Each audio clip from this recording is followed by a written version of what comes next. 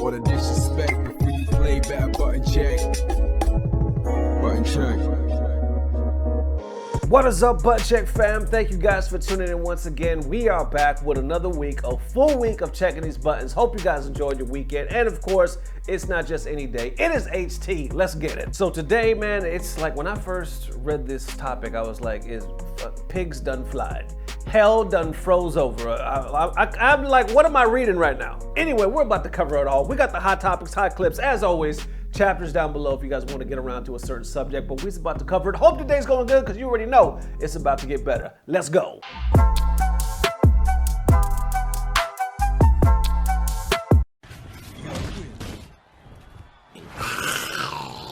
Fuck you.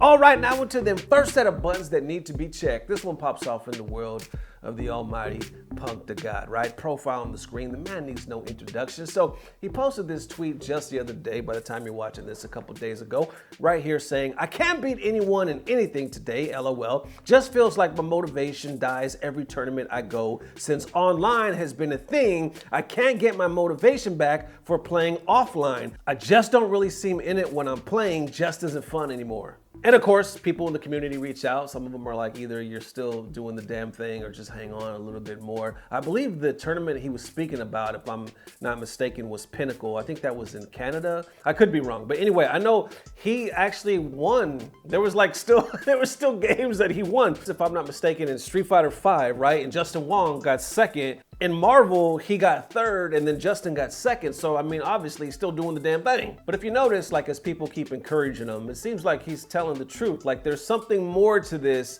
that he's talking about. Right here, he picks it up saying, LOL, I got one more tournament, then I'm done traveling for a long time. I lose, and I know why I'm losing, but I have zero motivation to fix it. I'll just keep doing the same thing over and over until I lose because it's no fun playing anymore. Some respond to him saying sounds like burnout, maybe you need to take some time and whatnot. And I noticed Punk said there was, moments of the tournament that he enjoyed, like taking pictures with fans and whatnot. But this is the part right here where a whole nother discussion is starting, and I was like, is fucking pigs are flying, hell is freezing over. I never thought I would see the FGC having this conversation. Like, we've been so pro offline forever, right? Especially since online has started, but now could it be shifting? And before we unpack that, let's unpack this right here. So Punk posts again saying, bruh, PS4 Street Fighter V literally is dog shit. Laugh my ass off for the first time playing on it in so long. Why is it so bad offline? I'm gonna say that again. Why is it so bad offline? Then a lot of FGC pros agree with the statement and they come out saying, now you know what I've been talking about. It's terrible. It has so many slowdowns and whatnot. A lot of people agree, and people have been saying, I've seen this before in the past, right? But now it's almost like the argument is giving weight to like, maybe online, not to say we're not having the debate of netcodes right now, but maybe online ain't so bad when it comes to this particular scenario. Samurai adds to this as well right here saying, when you look at the FPS games and then the FGC, we don't take advantage of the technology that is available today, and it's understandable because the cost and logistics. Shine actually adds an interesting perspective right here saying, I'm just waiting for the inevitable discourse when offline open bracket events become more normal. It's gonna be PC versus logistics argument all over again for like the 5th time with no actual solution. PS4/PS5 offline actually feels like you're playing in mud after being on PC. Then Eli the Curry brings in the argument of like, well, Steam Deck. Steam Deck has a chance to actually save this actually. You can dock it, set up USBs for it, and then connect a low latency monitors. But then he goes on right here saying you have to get thousands of them for the famously cash poor FGC. Shine adds to that saying, yeah, possibly shortage issues aside, venue fees would have to go up, but it's the most reasonable step in the right direction. Then Rushdown gets a little deeper Keeper right here, he says, I don't think people are ready for the conversation, but if games netcode is good, like Strive quality, I think PC on live events should be the standard. There's no need for offline local/regionals when the online experience is so similar, or in some cases, better. Then Uncle Vaya, Alex Vaya adds to it right here saying offline/online are equally important for the FGC. From locals to championship finals,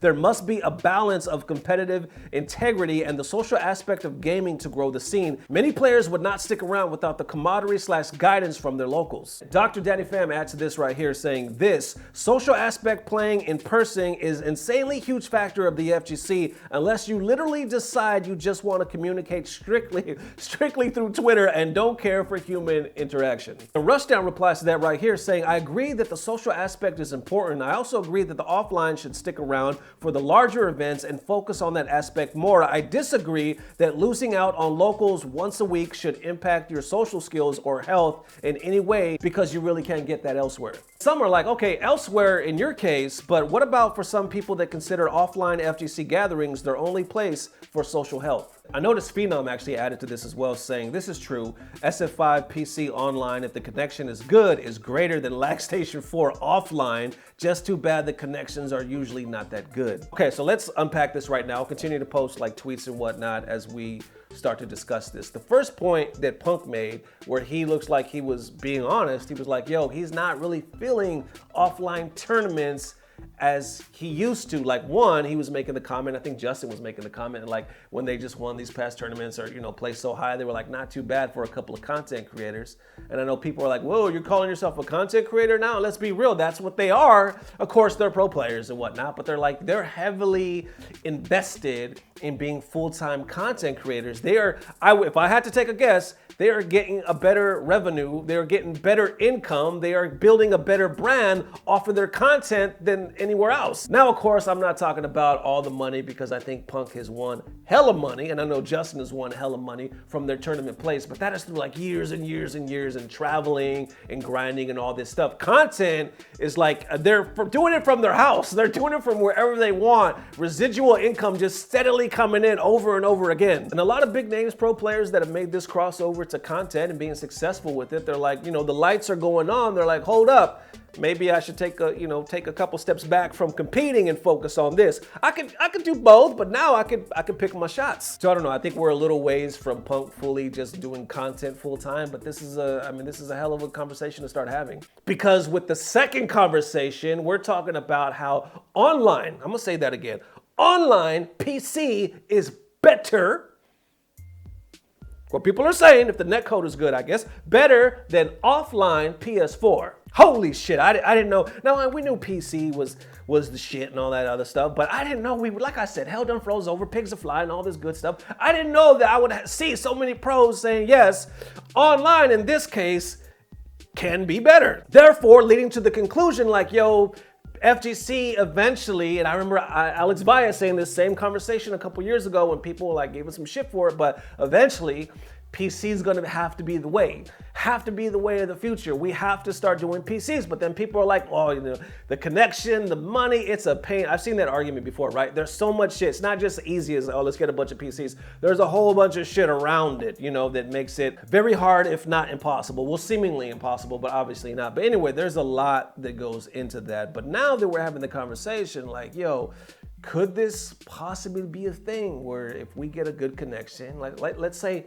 when I can't even think right now, LOL fighters, let's say Street Fighter 6, let's say the newer games come out and they have the bomb netcode, right? Yes, I said the bomb, I'm old as shit. They have the bomb, what am I supposed to say, is fire? Let's say they have some fire. Is that what the cool kids say, fire? Let's say the shit is on fire, right here, I'm gonna throw in a Cabbage Patch while I'm at it. Anyway, let's say the shit is good, and now we have PCs and we're playing on PCs and like, yo, now maybe we could start leaning towards online tournaments through the good netcode, through the good PC connections, and people will finally stop giving online shit. It seems so weird to me to have this conversation because we've been fucking mocking online for so long. We've been mocking netcodes it's just been cursed, right? With a lot of games in the FGC, and now It just seems like we all know it was a matter of time with how technology advances and time goes by and whatnot. But it's just weird, you know what I'm saying? Y'all feel me? Most of you are from my generation, you know what I'm saying? Coming up with games, being used to one thing and now seeing pros talk another way, and being alive long enough to see like, shit, can things actually transition this way? So one more again, thank you guys for all the amazing love. Thank you guys for tuning in. I'm saying thank you way too much. And of course it's HT, so we gotta keep that HT theme, baby. I got a okay, usually you know what time it is. We have a nice little cosplay right here. I'm gonna scoot over so I can show it right here. But today is something different. Today we're gonna feature a gaming chair. And right now you're probably thinking, oh, Nesto, is it one of these guys or one of these? Is it somebody we've seen? Is it a chair giveaway? No, it's not. I'm not being sponsored or anything, but trust me, you're gonna wish you had this chair, 100%. You would, whatever chair you have now, you would trade it for this chair like that. And I'm just gonna show it. Here's the post right here. They say, just ordered my new gaming chair. Love that blue. And if you notice, it is not any ordinary chair. It's a woman tied. It's a woman tied up upside down to form a chair. And people are commenting, say either I need that chair, I love it. Where do I get me one? Can I order it? I didn't even know what it was till I took a second look at it, and I'm like, hi, that looks like a comfortable chair. I don't even want to know what would happen to this chair if it was real. It would be wrecked. It would be broken. The handles would be coming off. The wheels wouldn't work. The chair would be sticky. You already know. There it is. One more again. Thank you guys for all the amazing love. And one more time, I want to put it in your ear. Gangster Breakfast, a huge music video, comedy, gangster music video that I was a part of. We've been filming this. I wrote it a few years back. It was professionally done. This is the highest production I've ever been a part of in my life. And it's gonna be premiered in about 2 weeks. Not on my channel, but on the producer's channel. It's gonna be huge. I'm gonna bring it more. More information to come, but it's right around the corner and I couldn't be more excited. So I'm definitely gonna share the information with you guys. Oh, I just, there's a lot going into it, man. Stay tuned. So amazing things are happening. Thank you guys for just holding us down and being part of the Button Check family. See you guys soon. If not tomorrow, definitely the next day. Love you forever. Peace. Blah, blah, blah. Subscribe. I don't even want to know what would happen to this chair if it was real. It would be wrecked. It would be broken. The handles would be coming off. The wheels wouldn't work. The chair would be sticky. You already know. People be like, Nesto, how come every time I come over the house, you in the chair? Naked. Why don't you mind your damn business? That's why. Why mind your business?